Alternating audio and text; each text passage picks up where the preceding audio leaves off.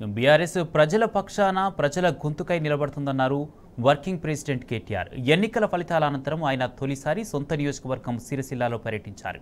తెలంగాణ భవన్లో పార్టీ కార్యకర్తలు నియోజకవర్గ ప్రజలతో సమావేశమయ్యారు.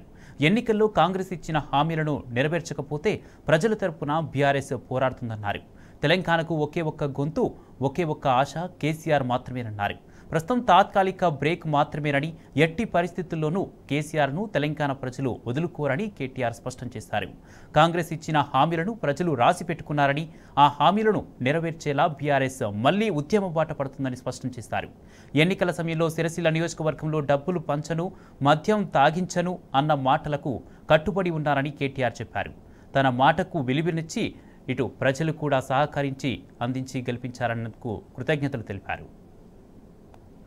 రాష్ట్రంలో ఎన్నో చోట్ల ఇంకా ఎన్నో రకాల అనుభవాలు ఎదురైనాయి, కానీ సిరిసిల్లలో మనం చూసిన అనుభవం అన్నింటికి భిన్నం. ఎవరు ఎన్ని రకాల ప్రలోభాలు పెట్టినా, ఎన్ని రకాల కుట్రలు చేసినా, వాళ్ళ సిరిసిల్ల ప్రజలు మాత్రం మళ్ళీ ఒక్కసారి అభివృద్ధికే పట్టం కట్టినందుకు, సంక్షేమానికి పట్టం కట్టినందుకు వారికి హృదయపూర్వకంగా నా ధన్యవాదాలు. మా నాయకులు, మా కార్యకర్తలు అందరూ కూడా మరి చాలా కష్టపడి గత 100 రోజులుగా పనిచేసిన ప్రతి ఒక్కరికి నా హృదయపూర్వకమైన అభినందనలు. గ్రామీణ స్థాయిలో ఉండే కార్యకర్తల నుంచి మొదలు పెడితే పట్టణంలో ఉండే కార్యకర్తల దాకా ప్రతి ఒక్కరూ నిర్విరామంగా గత 100 రోజులు పనిచేయడం వల్లనే ఇది సాధ్యమైంది. ఆనాడు టీఆర్ఎస్గా ఉన్నా, ఈరోజు బీఆర్ఎస్గా ఉన్నా, పోరాటాల నుంచే వచ్చిన పార్టీ కాబట్టి పోరాటం మాకు కొత్త కాదు, కొట్లాడటం మాకు కొత్త కాదు. తప్పకుండా ప్రజల పక్షాన ఇవాళ అవతల వైపు వాళ్ళు ఏవేవైతే హామీలు ఇచ్చినారో ఆ హామీలన్నీ కూడా నిలబెట్టే దిశగా, ఆ హామీలన్నీ కూడా వారు నిలబెట్టుకోకపోతే తర్వాత ప్రజల పక్షాన ప్రజల గుర్తుకై తప్పకుండా మాట్లాడతాం. ఇప్పుడు మాత్రం ఒకటి వాస్తవం, వాళ్ళ రాష్ట్రంలో మాకు కూడా గత 3 రోజులుగా ఫీడ్బ్యాక్ వస్తుంది.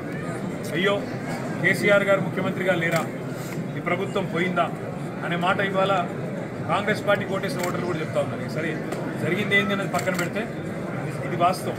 కాంగ్రెస్ పార్టీ కోటేసిన వాళ్ళు కూడా ఇవాళ మాకు చాలామంది మెసేజ్లు పంపుతూ ఉన్నారు, చాలామంది వీడియోలు పంపుతూ ఉన్నారు. అన్న ఇట్లా జరిగింది.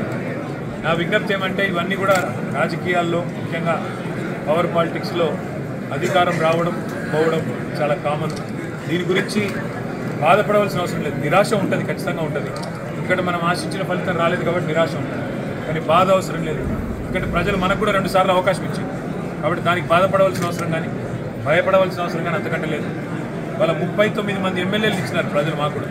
కాబట్టి ప్రజల విశ్వాసాన్ని నిలబెట్టుకుంటూ మాకిచ్చిన కొత్త పాత్రలు, మేము గతంలో మాకు 2 సార్లు అవకాశం ఇచ్చినారు, అధికారం ఇచ్చినారు, దానికి ధన్యవాదాలు. దానికి వినమ్రంగా రుణపడి ఉంటాం, ఇప్పటికైనా రుణపడి ఉంటాం. ఇవాళ అధికారం రాలేదని చెప్పి ఆరాటం కానీ బాధ కానీ లేదు. ప్రతిపక్ష పాత్ర ఇచ్చినారు, ఆ ప్రతిపక్ష పాత్రలో కూడా రాణిస్తాం. ప్రజల గొంతుకై తప్పకుండా ప్రజల పక్షాన్ని నిలబడతాం. వారు ఇచ్చిన హామీలు, అధికారంలోకి రావడానికి ఇచ్చిన హామీలు ఏవైతున్నాయో ఒక్కొక్కటిగా నిలబెట్టుకోకపోతే తప్పకుండా ప్రజల తరఫున మళ్ళీ గొంతు విప్పుతాం, తప్పకుండా ప్రజల తరఫున మాట్లాడతాం. 1000% మాకు విశ్వాసం ఉంది. తెలంగాణకున్న ఒకే ఒక్క గొంతు కేసీఆర్, తెలంగాణకున్న ఒకే ఒక్క గొంతు బీఆర్ఎస్. ఈ పార్టీని ప్రజలు వదులుకోబోరు. కాబట్టి నాకు సంపూర్ణమైన విశ్వాసం ఉంది. ఇది కేవలం ఒక తాత్కాలికమైన చిన్న స్పీడ్ బ్రేకర్ మాత్రమే. ఈ గవర్నమెంటు, ఇప్పుడు వచ్చిన గవర్నమెంట్ ఏదైతే ఉన్నదో మరి వారి మీద ప్రజలు చూస్తూ ఉన్నారు. చాలా పెద్ద మాటలు, పెద్ద హామీలు ఇచ్చినారు. 2 లక్షల రుణమాఫీ అన్నారు, ప్రతి ఒక్కరికి ఇల్లు కట్టిస్తామన్నారు, మరి ఆర్టీసీలో ఉచిత ప్రయాణం అన్నారు, ఇక చాలా చెప్పినారు. అవన్నీ కూడా ప్రజలు రాసి పెట్టుకున్నారు. ఇవాళ తప్పకుండా ప్రజలు అన్నీ కూడా గమనిస్తారు, తప్పకుండా ప్రజలు అన్నీ కూడా జాగ్రత్తగా ఆలోచించి మళ్ళీ ఎంతో దూరం లేదు, నాకున్న అవగాహన మేరకైతే ఎంతో దూరం లేదు, తప్పకుండా ప్రజల విశ్వాసాన్ని గెలుపొందే క్రమంలో తిరిగి మా పని మేము చేసుకుంటూ, మా కార్యకర్తలు మేము నిర్విరామంగా ఉద్యమంలో ఎట్లయితే కలిసి పనిచేసినామో అట్లే భవిష్యత్తులో కూడా పోతాం. మరి సిరిసిల్లలో ముఖ్యంగా నాకు ఇంత పెద్ద మెజారిటీ ఇచ్చిన మా సోదరులందరికీ, సోదరిమణులందరికీ ధన్యవాదాలు. నేను ఒక మాట చెప్పాను, సిరిసిల్లలో ఓటుకు రూపాయి ఇవ్వను, ఓటుకు మందు పంచనని చెప్పినాను. నేను నా మాట నిలబెట్టుకున్నాను, ప్రజలు కూడా నా విశ్వాసాన్ని నిలబెట్టాను.